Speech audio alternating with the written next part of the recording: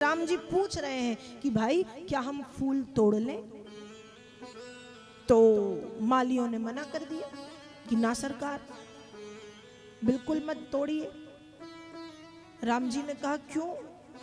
पुष्प वाटिका में पुष्प हैं और पुष्प तो भगवान की सेवा के काम के लिए ही होते हैं, साज सज्जा के लिए, श्रृंगार के लिए होते हैं, तो मैं पुष्प क्यों नहीं तोड़ सकता? तब जो माली हैं वो उत्तर दे रहे हैं, क्या कह रहे हैं? बगिया बिच जान न दई है, राम जी बिनती सुनो। बगिया बिच जान न दई है, राम जी बिनती सुनो। दल फूल तोरी हम लई हैं, राम जी बिनती सुनो। प्रभु हम नहीं जाने देंगे आपको, हम आपको जाने नहीं देंगे। क्यों नहीं जाने दोगे भाई? माली करे राम जी आप बड़े कोमल हैं, आप बड़े कोमल हैं। तो राम जी ने कहा कोमल है तो ठीक है, तो बाग में तो फूल होते हैं, कंकड़ पत्थर कांटे थोड़ी होते हैं। माली ने कहा हाँ सरकार, फूल ही होते हैं, लेकिन आप भी फूल से कम हो क्या? सबसे कोमल कमल होता है, सबसे कोमल कमल होता है। कमल से कोमल कमला है, कमला मतलब लक्ष्मी। कमल से कोमल लक्ष्मी है, तभी तो कमल के ऊपर बैठ पाती है। तो सबसे कोमल कमल, और कमल से कोमल कमला, और कमला से कोमल कमला के कर कमल, हाथ लक्ष्मी जी के हाथ, और उन्हीं कर कमलों से लक्ष्मी जी नारायण के चरण कमलों की सेवा करती है। और जब चरण कमलों की सेवा करती है तो इतने कोमल हाथों से सेवा करने पर भी जिन नारायण के चरण लाल पड़ जाते हैं तो वो नारायण कितने कोमल होंगे। तो माली क्या कह रहे हैं? पखुरी पायन गड़ जई है, राम जी बिनती सुनो। पखुरी पायन गड़ जई है, राम जी बिनती सुनो। राम जी आप फूल से भी ज्यादा कोमल हैं, पत्थर कंकड़ तो दूर की बात, फूल की पंखुरियां आपको चुभ जाएंगी, इसलिए सरकार मत जाओ। राम जी ने कहा मुझे जाने दो, मुझे कोई दिक्कत नहीं है, मैं सहन कर सकता हूं। माली कह रहे नहीं सरकार, दूसरी समस्या भी है। तो दूसरी समस्या क्या है? दूसरी समस्या क्या है? उस समय माली कह रहे हैं राम जी बगीचे में भौरे हैं, बगीचे में भौरे हैं, और भौरों को फूल बहुत पसंद है, भौरों को फूल बहुत पसंद है। और सबसे ज्यादा भौरे को कमल का फूल पसंद है। किसका फूल पसंद है? कमल का। और जब एक साथ इतने सारे कमल भौरे देखेंगे तो पागल हो जाएंगे, सारे भौरे फूल को छोड़ के आपके ऊपर आके बैठ जाएंगे। राम जी ने कहा मतलब? माली उत्तर दे रहे हैं, नव कंज लोचन कंज मुख कर, कंज पद कंजारु कंदर्प अगणित अमृत छवि नव नील नीरज सुंदरम, पट पीत मानहु तड़ित रुचि सुचि, नौमि जनक सुतारवम। श्री रामचंद्र कृपालु भज मन, हरण भव भय दारुणम। श्री रामचंद्र कृपालु भज मन, हरण भव भय दारुणम। श्री रामचंद्र कृपालु भज मन, हरण भव भय दारुणम। तो माली कहते हैं कि सरकार एक कमल में भौरे लग जाते हैं। इधर तो कमल ही कमल, मुख है तो कमल, और मुख में सिर्फ मुख कमल नहीं, ये दो आपकी जो आंखें हैं ये भी तो कमल जैसी सुंदर हैं। आपकी नासिका कमल, आपके अधर कमल, आपके कान कमल, आपके हाथ कमल, आपके पैर कमल, आपका अंग प्रत्यंग कमल, इतने सारे कमल जब एक साथ भौरे देखेंगे तो टूट पड़ेंगे आपके ऊपर और आप परेशान हो जाएंगे। इसलिए प्रभु हम नहीं जाने देंगे, प्रभु हम नहीं जाने देंगे। राम जी ने कहा रे मुझे कोई दिक्कत नहीं है, जाने दो। माली कह रहे पर हमको दिक्कत है। दिक्कत क्या है? फिर माली उत्तर देते हैं। माली क्या कह रहे हैं? चरण छुअत उड़ गई सिला प्रभु, कर छुअत बिटप उड़ जई है।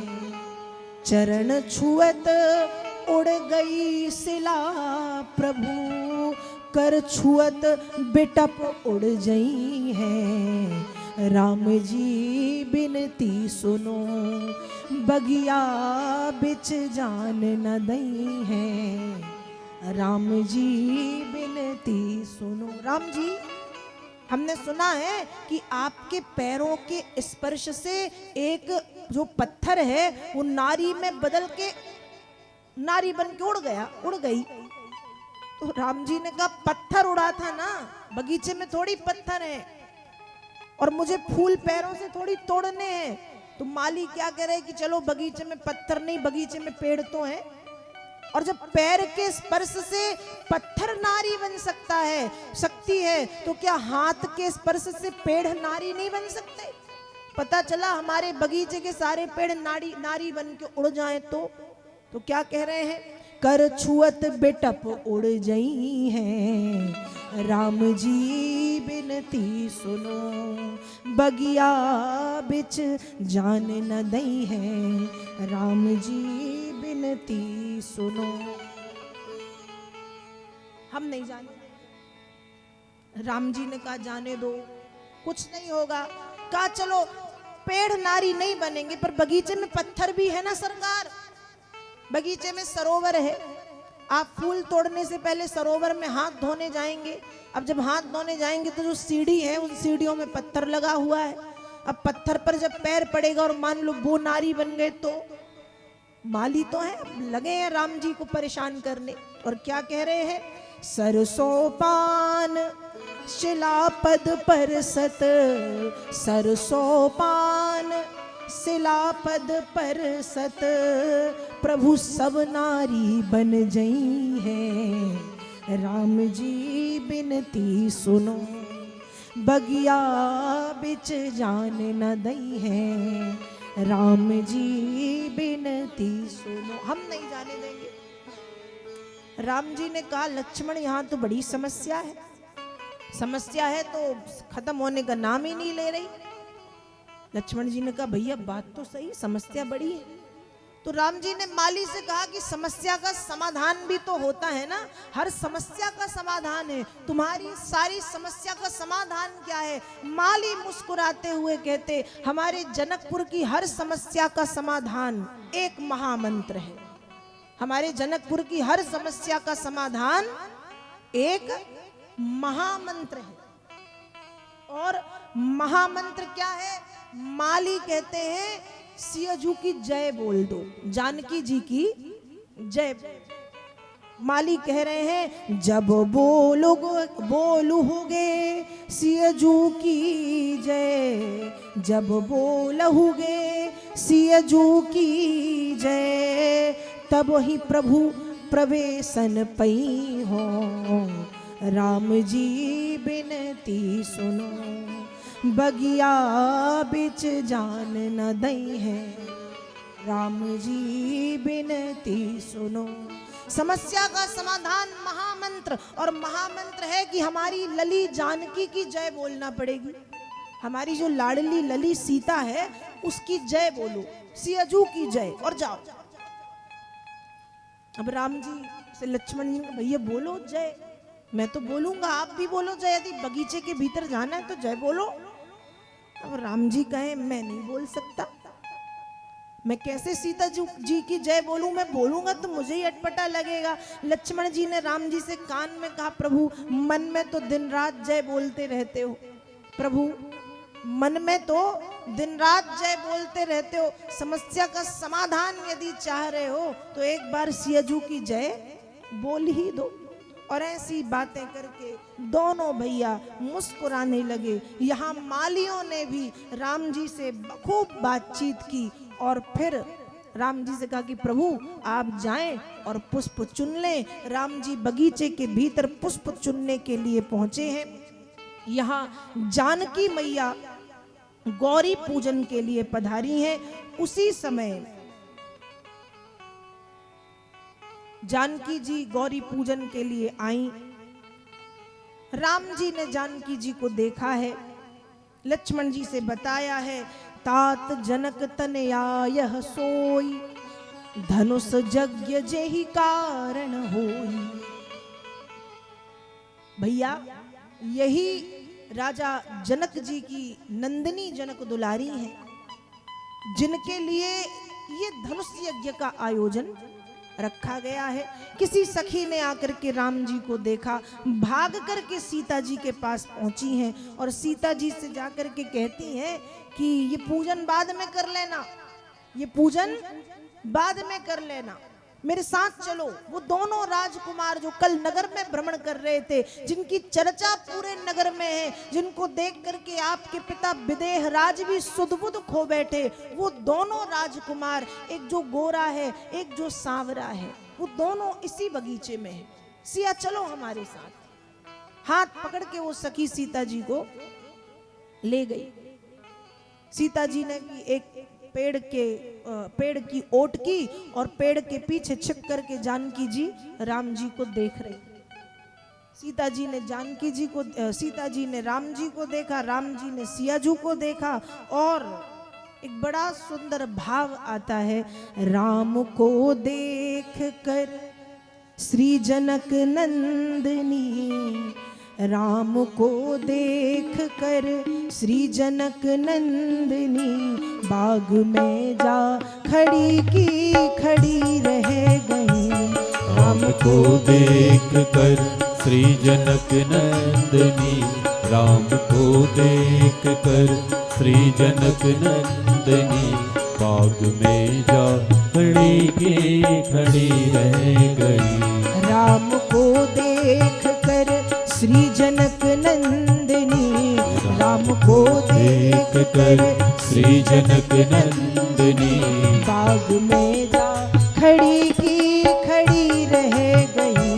बाग में जा खड़ी की खड़ी रह गई। राम देखे सिया माँ सिया राम को, राम देखे सिया माँ सिया राम को, राम देखे सिया माँ सिया राम को, राम देखे सिया माँ सिया राम को। चार अखियाँ लड़ी की लड़ी रह गई, चार अखियाँ लड़ी की लड़ी रह गई। राम को देख कर श्री जनक नंदिनी, राम को देख कर श्री जनक नंदिनी, बाग में जा खड़ी की खड़ी रह गई। बाग में जा खड़ी की खड़ी रह गई। बाग में जा खड़ी की खड़ी रह गई। बाग में जा खड़ी की खड़ी रह गई। राम जी ने सीता मैया को देखा, सीता मैया ने राम जी को देखा, दोनों ने एक दूसरे को देखा और देखते रहे। और भगवती जानकी जी के स्वरूप को अपने हृदय में, अपनी नेत्रों में राम जी ने बसा लिया। सीता मैया ने राम जी के रूप को अपने नेत्रों में बसाया और फिर भाग करके जानकी जी मंदिर पहुंची हैं और मंदिर में पहुंच के जगत जननी जगदम्बा गौरी मैया का पूजन किया है। षोडशोपचार विधि से पाद्य अर्घ आचमन स्नान यज्ञोपवीत समर्पित करके 16 श्रृंगार समर्पित किया है।